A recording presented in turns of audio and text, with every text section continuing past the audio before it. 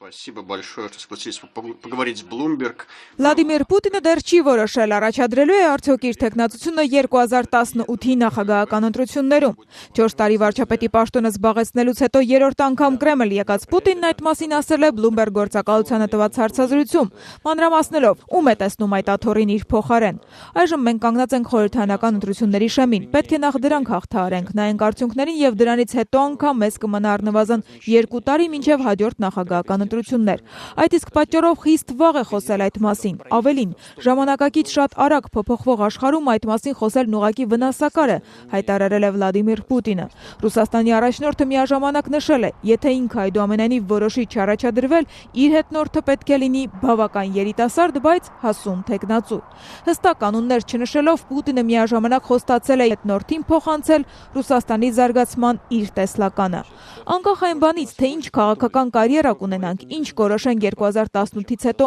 ամեն դեպքում մենք, ես, գործող կառավարությունը, իմ անձնակազմը պետք է այսօր արդեն մտմտանք, թե ինչպիսի ապագա ենք ուզում Ռուսաստանի համար, ինչ զարգացումներ ենք ակնկալում։ Անկախ ներքաղաքական գործընթացներից մենք պետք է ներկայացնենք երկրի զարգացման մեր տեսլականը, համաձայնել դրա հետ, թե ոչ, արդեն հաջորդ կառավարության կամ նախագահի գործն է, ասել է Վլադիմիր Պուտինը։ Bloomberg-ի թղթակիցը նաև հետաքրքրվել է, որն է Պուտինի գաղտնիքը եւ ինչպես է նրան հաջողվում հաղթել ընտրություններում։ У меня секретов нет. Я просто всегда стараюсь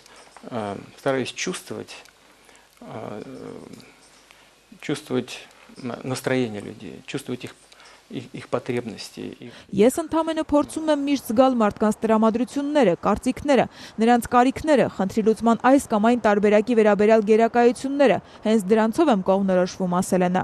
Սեպտեմբերի վերջին կանալիք խորհրդարանական ընտրություններից շաբաթներ առաջ Պուտինը նաև մեկնաբանել է, թե ինչու է իշխող Եդինայա Ռոսիա կուսակցության վարկանիշը կտրուկ անկում ապրել։ Լևադա կենտրոնի անցած շաբաթ անցկացրած հարցման համաձայն այժմ ռուսաստանցիների 31%-ն է պատրաստ ձայն տալ իշխող կուսակցությանը, ինչը ավելի քան 10%-ով զիջում է ապրիլյան ցուցանիշին։ Պուտինը պնդել է, ոչ թե իրենք են թերացել, այլ ընտրություններին մասնակցող ուժերն են շատացել։ Հիմա բազմաթիվ կուսակցություններ կան, որ հեռուստացույցով, զանգվածային լրատվամիջոցներով քննադատում են իշխանությանը։ Իհարկե նրանք չեն ասում ինչ է պետք անել, որ ավելի լավ լինի, կամ էլ խոստումներ են տալիս, որ անգամ մակերեսային գիտելիքներ ունեցողներին են թվում ոչ իրատեսական կամ ընդհանրապես անիրագործելի, բայց փոխարենը նրանք շատ լավ են նայվում էկրաններին, շատ լավ հայհոյում ու անվանարկում են իշխանությանը, պնդել է Վլադիմիր Պուտինը։ Президент Путин, благодарю вас за то, что поговорили с нами. Вы очень щедро распределили своим временем. Спасибо большое вам за интерес к нам.